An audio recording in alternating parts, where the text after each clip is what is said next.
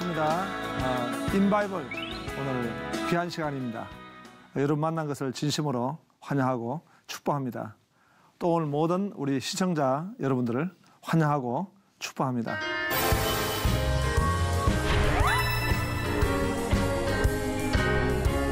또 한번 웃어볼까요? 어떤 이제 그 비행기를 탔는데 비행기가 지금 막 추락할 위기 가운데 있습니다. 그 비행기 안에 탔던 사람이 3사람이 있는데요. 아이와 또 승객 한 사람하고 기장 이렇게 3사람이 탔는데요. 그 남자가 나는 지금 꼭 살아야 된다고. 왜냐하니까 여기 보니까 낙하산이 2개밖에 없다고. 그래서 나는 가서 할 일이 많고 국가적으로나 기업적으로 할 일이 많기 때문에 내가 먼저 좀 내려야 되겠다고 낙하산을 메고 뛰어내려 버렸습니다.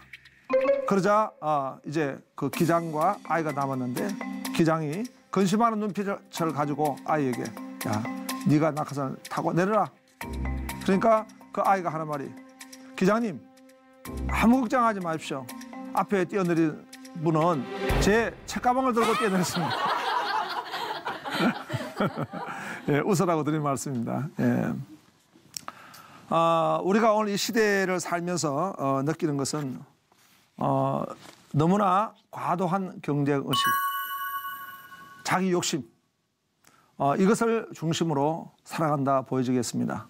그래서 그런 그 사건 가운데 나온 언어가 슈퍼맘이라는 게 있어요. 그러니까 내 아이를 정말 1등 만들어야 되겠다고, 내 아이를 정말 성공시켜야 되겠다 이런 소원을 가지고 열심히 뛰는 엄마를 갖다가 슈퍼맘 그렇게 말하죠. 그런데 내가 어떤 그 슈퍼맘의 글을 본 적이 있습니다. 그 슈퍼맘은 중학교인가 거기에 교장 선생님이었습니다. 자기는 자기 아이를 갖다가 1등 만들기 위해서 정말 그 아이 어디 여행을 할 때도 항상 차에서 공식을 외우게 했고요. 또 초등학교 때도 계속 가르치면서 밤 11시 전에 자본 적이 없다는 거예요. 그래서 그 아이가 항상 1등 했대요. 그런데 고등학교 가가지고 이제 수능 보기 바로 전에 아이가 갑자기 자살해버리겠다고 그러면서 폭탄선언을 한 것입니다. 근데 그것이 한 아이만 그런 것이 아니라 2아이가 다 그렇게 되어버린 것입니다. 나중에 정신과에 가서 약을 먹기도 하고 했지만은 해결이 되지 않았습니다. 그래서 그 엄마는 모든 걸 내려놓고 그냥 건강만 가졌으면 좋겠다.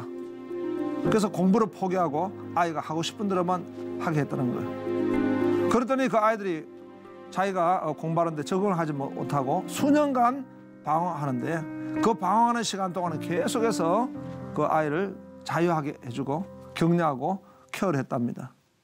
그러자 그 큰아이가 이제 나중에는 자기가 미국에 가서 공부하겠다고 가서 거기서 도전을 하는 거예요. 그리고 마침내 공부를 해가지고 한국에 돌아와가지고 이제 정상적으로 잘하게 되었고 또 둘째 아이도 자기 재능을 가지고 공부를 해서 나중에 정상적으로 궤도에 또 올라가게 됐다. 이런 내용을 내가 보게 된 적이 있습니다. 그건 뭐냐니까 그 엄마의 욕심, 그 슈퍼맘이라고 하는 엄마의 욕심으로 말미암아 그 아이들이 나중에 번아웃이 되어버린 그런 사례라고 보여지겠습니다. 그 사람의 욕심이라는 게 결국 어떤 결과를 맞이하게 될까 생각하게 되는 그런 내용인 것입니다. 여러분 잘 알지만은 그 타이타닉호 그 배는 세계에서 가장 화려한 배 그리고 그 시대에 가장 빠른 배 그 많은 승객을 태우고 화롭게 출발하지 않았습니까? 그런데 그 배가 그 어떤 기염을 통한 그 속도 그리고 그 배의 위용 그것과는 전혀 다르게 암초를 만나서 배가 무너지고 수많은 사상자를 나게 했던 사건을 우리가 기억합니다. 오늘 우리가 우리 시대의 가정 그리고 국가 많은 곳에서 일어난 부작용이 우리가 이 슈퍼맘, 이 슈퍼맨의 의식을 가지고 살아가다 보니까 이런 어려움을 가져오게 된 것이라는 것입니다. 하나님이 우리 인생을 만들 때 어떻게 만드셨는가? 하나님은 우리 인생을 사랑으로 만드셨습니다. 그래서 하나님이 형상대로 지어주셨고 또 그 남자에게서 여자도 그 남자의 갈빗대를 사용하셔서 여자를 만들었다는 것은 바로 남자에게서 가장 중요한 심장에서 가장 가까운 뼈가 바로 갈빗대인데 그것은 바로 남자의 사랑. 그 사랑으로 말미암아 여자가 이 땅에 나게 된 것입니다. 사랑으로 다 만드신 거 아니겠어요? 그래서 사랑하고 사랑받고 살아야 하는데 그 사랑을 잃어버렸던 인생들의 모습은 사랑을 대체해가지고 어떤 자기 욕심, 자기 과시, 자기 욕망 이것을 붙들고 살아가는 모습을 보게 되는 것입니다. 사도 요한은 먼저 사랑받는 제자였습니다. 요한의 그 이름의 뜻 그 자체가 여호와께서 사랑하시는 자 이런 뜻입니다. 하나님이 사랑하신 자. 그런데 말해가지고 야고보와 요한의 그 어머니가 누구냐? 슈퍼맘이었습니다. 마태복음 20장 21절에 보니까 예수께서 이르시되 무엇을 원하냐 이르되 나의 이 두 아들을 주의 나라에서 하나는 주의 우편에 하나는 주의 좌편에 앉게 명하소서 이렇게 말을 했습니다. 그것은 바로 내 아들을 정말 예수님 첫근에 두고 하나님 나라가 임할 때 좌의정 우의정을 만들겠다는 것입니다. 이런 욕망의 어머니 바로 야고보 요한의 어머니였습니다. 그 욕망을 야고보 요한이 다 물려받았죠. 그래서 그 야고보 요한을 우리의 아들이라고 번개의 아들이라고 이렇게 처음에 말하지 않았습니까? 그것은 자기 욕심, 자기 욕망 이런 것을 가지고 살아가는 사람이었습니다. 그런데 요한은 주님의 사랑을 받게 된 것이죠. 주님의 사랑을 깨닫게 된 것입니다. 요한복음 13장 23절에 보니까 예수의 제자 중 하나 곧 그가 사랑하신 자가 예수의 품에 의지하여 누웠는지라 라고 했습니다. 이 요한복음에서 자기를 표현할 때 예수님의 사랑받는 자라고 이렇게 표현했습니다. 우리가 영적으로 보더라도 이 사도 요한은 그 하나님의 사랑을 많이 받은 자 얼마나 참 그 귀한 경험입니까? 하나님의 사랑을 내가 많이 경험하고 하나님 나를 이렇게 사랑하셨구나. 우리가 성경을 통해 가지고 하나님 말씀을 발견하는 것은 내가 하나님의 사랑을 많이 깨닫는 것입니다. 또 성령께서 우리의 삶 가운데서 하나님의 사랑을 깨닫게 해주시는 것 얼마나 귀한 거겠습니까? 또 이 사도 요한은 요한복음이나 요한 1, 2, 3서 그리고 요한계시록의 저자인 것입니다. 사랑받는 제자 요한, 사랑하는 제자 요한입니다. 그렇기 때문에 이 요한복음에도 보면은 사랑이라고 하는 방금 말씀했던 요한복음 3장 16절 말씀도 그러했듯이 사랑이 하나님의 사랑이 큰 주제인 것이죠. 요한 1, 2, 3장에도 요한 1서 4장에도 사랑하는 자여 하나님은 사랑이시니라 이런 말씀 있잖아요. 제가 하나님을 더 깊이 알고 싶어서 제가 이제 청년 때 그 기도원에 가서 기도를 했습니다. 제가 하나님 능력을 받게 해주시고 하나님의 사랑을 경험하게 해달라고 이렇게 기도했는데요. 그때 금식을 잘 못하는데 금식을 이제 하고 있는데 막 금식이 너무 힘든 거예요. 그래가지고 이제 제가 다음날 이제 금식 기도 중에 예배를 갔는데 근데 너무 머리가 아팠어. 금식하는 게 힘들어서 머리가 아파가지고 있는데 그때 예배를 집례하던 목사님이 그 묵도를 하시는데 요한일서 4장을 다 읽으시더라고요. 하나님은 사랑이시다. 그 말씀을 읽는 순간에 갑자기 내가 금식 때 힘들었던 그 육체가요 갑자기 회복이 되는 거예요. 힘이 나면서 내 영이 맑아지는 거예요. 그래서 내가 너무 은혜가 되는 거예요. 하나님은 사랑이시다.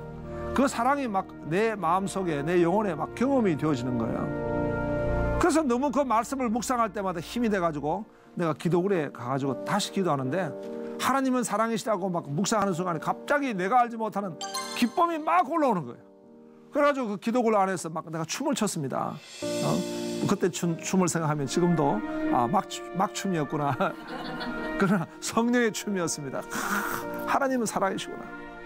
그때의 내 영혼에 하나님의 사랑이라는 것이 막 샤워가 임하듯이 쫙 영적인 어떤 체험을 한 적이 있습니다. 그렇듯이 요한일서도 그 사랑이 주제인 것이고, 요한 3서도 사랑한 자요, 사랑이잖아요. 내 영혼이 잘된 같이 범사가 잘되고 강건하기를 강구하노라, 이렇게 했잖아요. 그리고 요한계시록에도 이제 앞으로 종말을 말씀하지만은 이런 어떤 사랑이 큰 주제인 것입니다. 우리가 이제 이 사도 바울과 사도 요한을 보면은요, 논리적 접근이 참 재미가 있습니다. 바울은 헬라 철학과 이 또 히브리 문명에 정통한 그런 학자였고요. 사도 요한은 이 히브리 문명권에 있는 그 총명한 분입니다. 그러다 보니까 성경을 기록한 방식이 달라요. 사도 바울은 기성정결이 딱 부러집니다. 로마서를 보더라도 로마서 1장부터 뭐 그 11장까지는 이론편이죠. 뭐 교리적 진리가 쫙 정립이 되어 있다면은 사도행전 12장부터 끝까지는 실천편입니다. 이렇게 바울은 서론, 본론, 결론, 이론, 실천 이렇게 명확하게 정리해 나가는 이런 서술 방식, 이것은 헬라적이다 볼 수 있겠습니다. 그런데 반해 가지고 사도 요한은요, 보니까 어떻게 보면 했던 이야기 반복해서 하는 것 같아요. 계속 반복해서 사랑이라는 주제를 가지고, 특히 요한일서 같은 데 보면은 하나님 빛이시다 그러면서 또 사랑에 관한 말씀을 하고, 그리고 다시 또 뭐 이단에 관한 말씀하고, 이렇게 계속 반복해서 하기도 하고요. 또 요한계시록도 우리가 어렵다고 느껴지는 것은 계시록의 어떤 전개 방식이 그 서술적으로 기록하면서도 그 중간에 삽입절이 있어가지고 다시 원위치가 되고 다시 원위치가 되고 하는 이런 내용으로 우리가 서술한 내용을 볼 수가 있습니다. 이것은 사도 요한은 히브리적 문명권을 가지고 있기 때문에 성경을 기록할 때도 이 운물 파기식, 그러니까 운물을 팔 때에 한 중심을 계속 맴돌면서 계속 반복해서 파는 거잖아요. 이런 같이 사도 요한의 서술 방식은 이렇게 전개 방식이라든가 논리적으로 서론, 본론, 결론 떨어지는 방식이 아니라 한 주제를 가지고 반복해서 하는, 예를 들면 사랑이라고 하는 주제를 가지고 요한일서를 반복해서 기술을 했다. 또 종말론을 가지고 그 종말론을 삽입절을 넣어서 반복하면서 이렇게 전개하는 방식으로 취하기 때문에 사도 요한의 그 말씀을 읽으면 좀 난해하고 어려운 거예요. 대신에 깊은 터치가 있는 것입니다. 요한의 방식은 아주 깊은 터치가 있어요.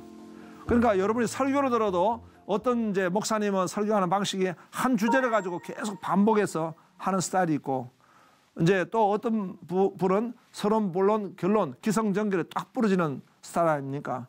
나는 후자입니다. 나는 딱 부러져 가지고 하는 걸 좋아하는데요. 어떤 분은 계속 한 가지를 가지고 반복하는데 한 가지를 반복해서 하는 경우에 그만큼 깊이가 또 있을 수가 있고 그렇습니다. 사도 요한의 우리가 성경을 보면은 그런 방식으로 우리가 접근하고 있다는 사실을 알 수가 있는 거예요. 자, 우리가 사도 요한은 어떤 복을 받았을까? 우리가 사모하며 살펴봅니다. 먼저 주님의 특별한 사랑을 받은 복을 받았다. 주님이 보면은 동심원을 그리셨어요. 주님의 최측근 제자가 있고요. 그 다음에 또 바깥 동심원 그림이 있고, 그 다음에 바깥 이렇게 되어 있습니다. 뭐 좀 멀리 본다면은 주님을 늘 따라다니는 사람들이 한 10,000명이 되었습니다.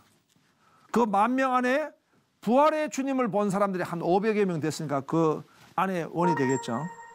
그리고 그 안에 또 120문도라고 하는 그 원을 하나 볼 수 있겠고요. 120명의 어떤 제자. 또 그 안에 본다면은 예수님이 직접 전도 훈련을 시켰던 70명이 있겠죠. 70명. 그리고 그 70명 안에도 보니까 12명의 제자가 있죠. 12명. 12명 제자 가운데서도 그 안쪽에 보면 3명이 또 있어. 그러니까 사도 요한이야말로 최측근의 주님의 제자였습니다. 그래서 마태복음 17장 1절에 보니 엿새 후에 예수께서 베드로와 야고보와 그 형제 요한을 데리시고 따로 높은 산에 올라가셨더니, 자, 우리가 사도 요한이 어디서 힘이 났겠습니까? 아, 주님이 나를 가장 가까이 두셨구나. 가까이 두셨구나. 그러면은 그게 나하고 무슨 상관이 있냐, 이런 질문을 여러분 해야 돼요. 주님이 그렇게 사도 요한을 가까이 하셨다. 그게 요한의 하나의 어떤 정체성이 되고 그에게 축복이 됐다면은 오늘 나는 지금 어떻게 해야 될까? 자, 여러분 한번 나는 하나님 정말 날 사랑하시는 하나님의 자녀야. 하나님이 사랑하시는 제자야. 하나님이 사랑하시는 백성이야. 이 믿음을 가지고 있는 것이 얼마나 귀합니까? 나 하나님이 정말 나를 사랑하신다고. 나는 누구보다 하나님 나를 사랑하신다고. 이건 이기적인 사랑이 아니라요. 하나님의 그 사랑의 능력은 무한하시기 때문에 나를 세상에서 누구보다도 사랑하실 수 있고 또 다른 사람을 누구보다 사랑하실 수 있고 또 다른 사람을 누구보다 사랑하실 수 있다고요. 그러니까 하나님이 나를 이렇게 정말 사랑하신다는 것을 내가 소원을 한다는 거. 하나님이 그 기쁘신 뜻대로 소원을 두고 행하게 하신다 했으니까 내가 그 소원 가진 게 뭐 나빠요? 하나님 나를 정말 사랑하신다. 하나님 정말 나를 사랑하신다는 것을 내가 믿음으로 가지고 있는 사람은요, 그 믿음은 달라요. 내가 아무리 지금 내가 환란이 오고 연달이 오고 어려움이 온다 할지라도 하나님 정말 나를 사랑하시는 거예요. 그 사랑하신다는 것을 내가 정말 경험하고 그것을 누리는 사람은요, 환란이 오고 어떤 어려움이 온다 하더라도 아니야, 하나님 날 너무 사랑하시는 거야. 거기서 어떤 내 안에 어떤 믿음이 있고 견고한 터가 되는 것입니다. 또 사도 요한을 보면은 은혜에 대한 깨달음의 복이 있습니다. 사도 요한은 은혜를 어떻게 깨달았습니까? 요한복음 1장 14절에 보니까 말씀이 육신에 우리 가운데 가시면 우리가 그의 영광을 보니 아버지의 독생의 영광이요 은혜와 진리가 충만하더라, 이렇게 말씀했습니다. 그래서 이 은혜, 바울이 사도 요한이 생각하는 은혜는요, 무엇보다 예수님이 우리에게 오신 은혜, 성육신한 은혜, 그것만큼 더 큰 은혜가 어디겠습니까? 성육신으로 말미암아 내가 구원받은데, 그것뿐만 아니라 은혜를 그런 단회적으로만 생각한 것이 아니고 요한복음 1장 16절에 보니까 우리가 다 그의 충만한 데서 받으니 은혜 위에 은혜라. 은혜 위에 은혜라. 은혜 뭐라고요? 은혜 리필. 우리 성도님들은 잘 알아요. 예, 여러분들이 공짜를 좋아하기 때문에. 예, 커피 리필. 예? 그런 거 리필을 너무 좋아하시는 것 같아요. 그런데 그 사도 요한이 강조하는 것은 은혜가 리필이다. 은혜는 그냥 한 번 나한테 부으신 것이 아니라 또 부으시고 또 부으시고 계속 부으시고 자꾸만 부으시고. 그래서 이 요한복음을 보면요, 각 매장마다 강력한 은혜가 있습니다. 자, 요한복음 2장을 보세요. 거기에 누가 은혜를 받았습니까? 물이 변화의 포도주가 되는데 거기에 제일 천시받는 하인이 그 기적을 보았어요. 요한복음 3장에 가면은 많은 산헤드린 공회원이 있고 많은 이제 국회의원도 있었고 바리새인도 있었지만은 약간 2% 부족한 듯한 니고데모가 가가지고 그 놀라운 말씀을 받은 거예요. 요한복음 4장에 가더라도 이 사도 요한이 뭐라고 썼습니까? 거기에 많은 여자가 있지만은 제일 그냥 천시 여기는 사마리아 여인, 그 사마리아 여인이 주님을 만난 거예요. 요한복음 5장에 가면은 베데스다 연못가에 많은 환자가 있지만은 제일 중증 환자에 딱 가셔가지고 네가 낫기를 원하냐. 여러분, 여기서 이제 이 자리에 계신 여러분들도, 우리 시청자 여러분들도 나는 잘났다. 나는 지금 폼 잡을 수 있어. 그러면 아마 은혜 받기가 좀 쉽지 않지 않나 싶습니다. 38년 된 병자같이 내가 가장 힘든 사람이야. 내가 지금 가장 문제가 있어. 내가 가장 지금 어려워. 아마 주님은 거기 가셔가지고 네가 낫기를 원하냐. 겸손한 자에게 오실 겁니다. 요한복음 8장에도 그렇잖아요. 가늠한 여인에게 예수님 오셨잖아요. 요한복음 11장에 가면은요, 아예 거기 보면은 죽었어. 그 사람은 아무것도 한 일이 없어. 그 사람이 무슨 주님의 일을 했습니까? 전도를 했습니까? 봉사를 했습니까? 아무것도 한 거 없어. 한 게 뭐라고요? 죽은 거밖에 없어요.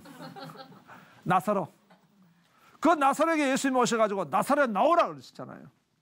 이런 걸 볼 때에 정말 그것이 바로 은혜다라는 것입니다.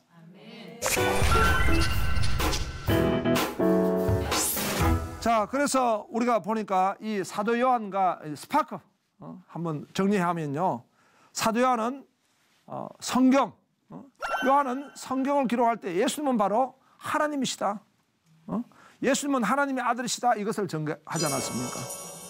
그래서 그 전가한 방식이 뭐냐 하니까, 모세가 호렙산에서 하나님 만났을 때 하나님 누구십니까? I'm that I am. 나는 스스로 있는 자니라 말씀하셨죠.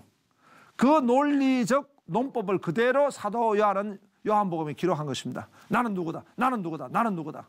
그것을 7번 기록했습니다. 요한복음 15장 5절에 보니까 나는 포도나무다.